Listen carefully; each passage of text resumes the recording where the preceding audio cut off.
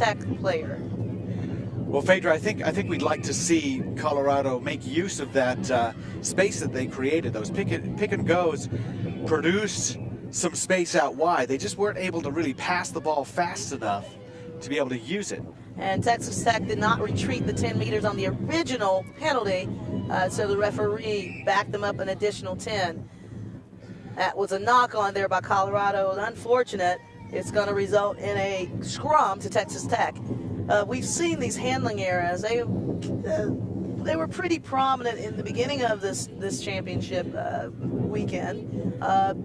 Skills got better, and now we're seeing them reappear. Well, that was Catherine Sutton who dropped the ball, but I would say that Erin Overcash, who made the break, most players are right-handed. They're stronger in the right hand, so passing to the right means you have to have a strong left hand.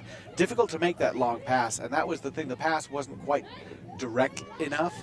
And one of the big skills, when we talk about basic skills, one of the things we're talking about is the ability not only to pass the ball, but pass the ball a fairly good distance on a straight line, both to the right and to the left. And passing to the left, if you're not left-handed, is actually fairly difficult, and is something that needs to be worked on constantly. Yes, passing can be a big factor in any match. I mean, that's how obviously you move the ball most of the time. Accurate passes do require a great deal of practice. Now we are back to the action. Scrum is going to be reset. That scrum is subsequent of a knock-on by Texas Tech. Colorado in control here in the scrum. They, so far, and we have about 3 minutes left in this match, have demonstrated, I guess, the most control and the most ball. And that's number 11, trying to find some land on the outside. Didn't quite have enough pace, Erin Overcash, to get around the side. The ball was kicked out almost straight to her. And we got a penalty here assessed against Texas Tech for hands in the ruck. And the referee is not really happy about what she's seeing. She's going to have a bit of a discussion with that Texas Tech player. Should be an interesting discussion. I believe the referee is a exchange referee from Japan. So I'm not quite sure. I'm sure we all speak rugby, though. Rugby is a universal language, and Colorado here with a quick tap defense for Texas Tech, really pushing them back, not letting them penetrate that wall. And there we are with a cut in. Well, the Texas Tech defense collapsed right onto that ball that leaves space out to the left.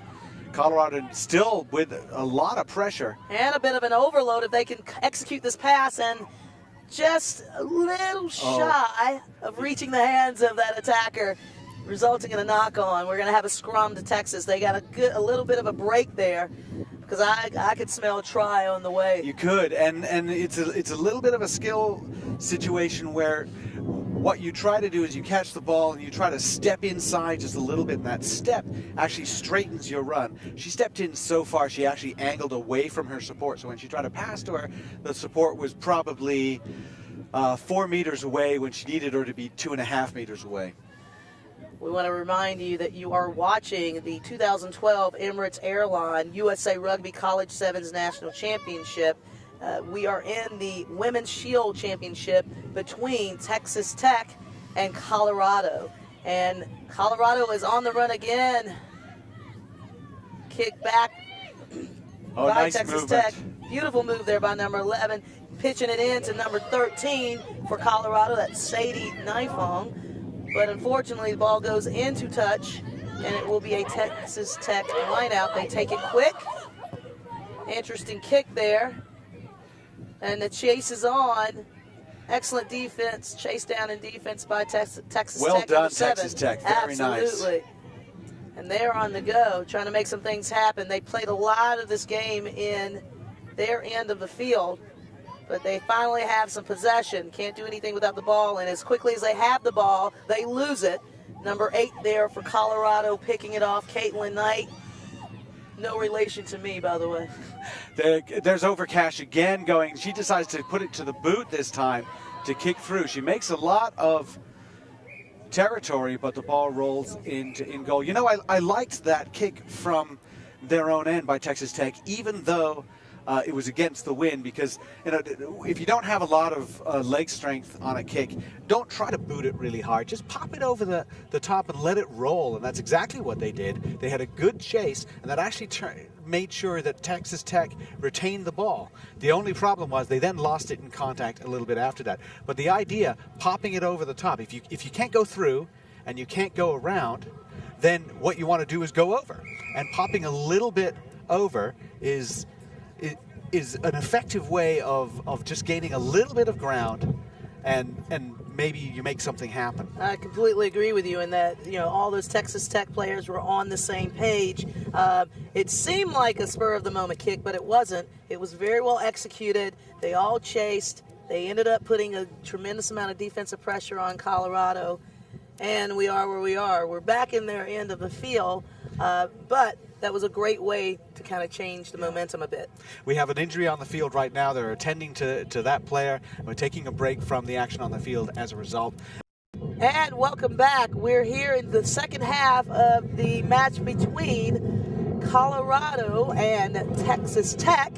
We had to take care of an injury on the field. That injury has been taken care of. We wish that young lady the best.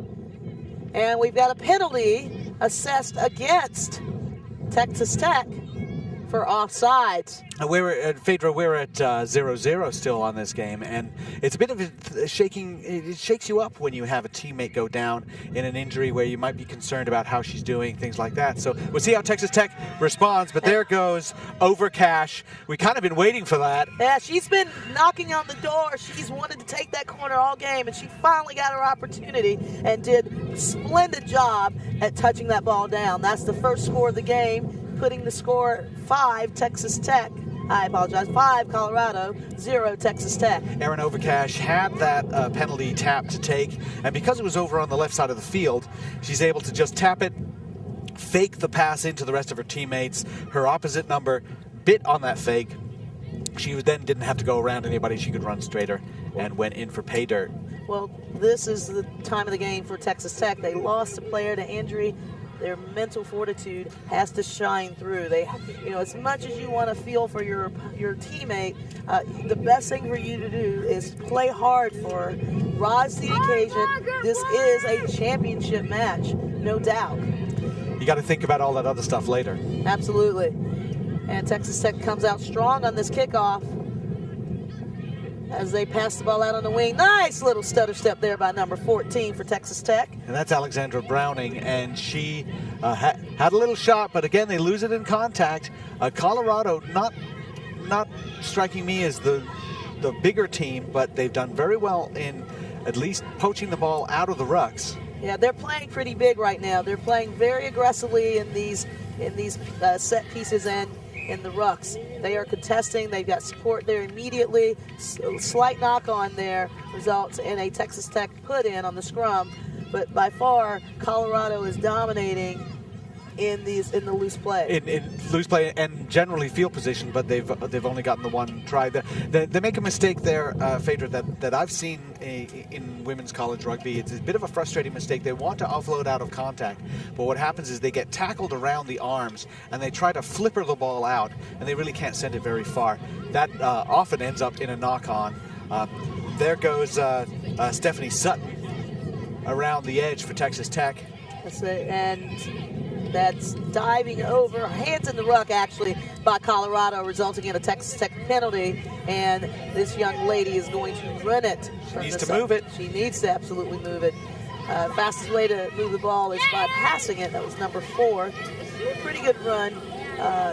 Ada Gutierrez has got it now, and then goes Kira Gallardo. And that's a strong run there by number 6 to offload to number 12 for Texas Tech. That's Stephanie Sutton, and she's going to dot it down for a try of her own. And we have a tie match. Excellent try. Finally, we got to see some ball movement from Texas Tech. A little bit of passing just a bit before contact, and suddenly things start to open up. Ada Gutierrez got involved there. So did Alexandra Browning, and Norma Velasquez made that last pass out to Stephanie Sutton. and she goes in. But it's all about the little pass. Very, very important, and the timing of that pass is very important. To draw a defender in, stepping in, offloading right before making contact, as opposed to making passes in contact, setting up a 50-50 situation is what we call it. Texas Tech doing an impeccable job there, and now getting 5 points on the scoreboard. You know, if I were Texas Tech, I'd be giving the ball to Megan Lindholm there, number 8, the very tall blonde player. Have her hold the ball above her head. They can hit her around the rib cage. Doesn't matter. She can then just do an overhead pass, outlet pass, kind of like a center doing a kickback pass in basketball. Well, she may not particularly like being hit around the rib cage, but that's the sacrifice of the team, right? We want to thank our title sponsor, Emirates Airline, for hosting the 2012 USA Rugby College Sevens National Championship here in College Station, Texas. Also, many thanks to our USA Rugby sponsors, including Canterbury, AIG, Gatorade, Gilbert, and World Rugby Shop. And Colorado is on the go here, attacking this defensive line of Texas Tech. Having a little bit of trouble getting something going, and with it being 5-5 here, about 2 minutes left in this Shield final, the next score may be the one that finishes off this game. And just into touch, number 13 for Colorado, that's Sadie Nifong. Thought she was going to have a good go, but she just fell into touch. Well, Sadie Nifong needed to cut back a little bit sharper and get her fend arm out there to fend away the tackler. But interesting to see how this lineout goes, because Lindstrom is a good head taller than everybody else. They end up throwing low and losing the ball. And Colorado, again, with good support there, trying to spin the ball out, stretching this defense of Texas Tech. Excellent kick, great attack on defense. And we had, I think, a knock-on. It was an interesting kick ahead. Certainly a good way to get past the defense, but it was well fielded by the Tech player. And we just saw a little bit of a knock-on. So again, the clock is ticking down. We do need a winner in this game to provide the trophy. So I would imagine we'd be going to overtime if it ends tied. I would imagine also the referee might just take her time blowing the whistle. Well, she may do that, just to let it play out. The referee is the sole arbiter of time. The scoreboard has a clock, but that's really just for reference for the fans. And we have a big, strong scrum coming up. Colorado putting in. And they go to battle, and Colorado comes out on the winning end, although pressure is mounting from that Texas Tech squad, and that's number 11 for Colorado, trying to make her way back. That's Erin Overcash, having demonstrated some tremendous running today and scoring power. Well, winning the scrum is kind of a mixed blessing at this point, because the ball has not come out cleanly, and we end up with the ball not coming out clean. And that's going to end the half. That's regulation time has ended, so we are going to go into overtime, Alex. And it looks like we're just having a clarification from Patty McNally, who oversees the referees, talking a little bit about how much time we have. This will be a sudden death overtime. Though it'll be the first score. It doesn't matter how you score. You can do a penalty kick, which is a drop kick. You can actually do a drop kick in open play at any time, but most likely you'll be having a try for your sudden death score. Well, I think we've seen two teams that are struggling to get the passing down, and most of it for me is the length of pass. They can pass to each other, but they have to be standing pretty close to each other. And as you develop sevens players, you start to want to get those passes to be longer and straighter, and then you want to get them to be able to execute those passes while they're on the run. It's extremely difficult to do, and I know that Phaedra, you've been involved where the work that former USA Sevens coach Julie McCoy did on footwork and being able to know exactly what foot should you be standing on as you're running and passing. And pivoting, absolutely. It's critical, timing the run, as you stated, footwork a key in offloading those passes in a timely fashion. And yes, we did learn quite a bit at that all those footwork camps. That's right. With Julie McCoy. Sudden death. 5-minute halves. Yes, and we were looking for one score. At this point, do you go for it or do you play it safe? You know, at this point, you play it. You go for it, but you play still with discipline. You can go for it poised. You just execute your game plan, and you just clinically commit to your handling, your skill. Well, there's a mistake right there from Texas Tech that they put a short kick. They wanted to run onto it, and the ball did not make 10 meters. It's a free kick midfield. Not all the players know that there's a whistle being called, and so some of the players keep playing, so there's a little bit of confusion there, but it ends up being a free kick for Colorado midfield. Absolutely, a bit of confusion. These players didn't hear the whistle. A little bit of, I don't know, tackling and pushing, but it was definitely just a matter of just miscommunication. Oh, there she goes, right up the middle. Excellent. That's number 15, Colorado, Catherine Sutton, and she hands it off to number 11. Erin Overcash. And she puts it down. And that was the player who came in and told everybody to calm down, let's go play. And she's the one running in support, and that is it. As the confusion goes. And we see the replay there. Nice little handoff there by number 15 to Overcash. Overcash has sealed the deal twice today, putting it down and bringing a victory to her squad. Shield champions, University of Colorado, and a really good heads-up play from Catherine Sutton, just to tap and run. She saw a gap, and it is time to take that gap. Absolutely. Overcash worked very well to get right on her hip and say, I'm right here, I'm right here. The minute you get the chance, give it to me. And a great way to end it, and that's the way to score an overtime try. Yep, you know, in the opening minutes, it's the best thing to do. You save your team 4 minutes of, yes, of work. Everybody needs a little bit of rest, but very well done. It was so difficult to get the attack going because the defenses were good, and they were having a tough time stretching that field because of the pass width that they lacked. Absolutely.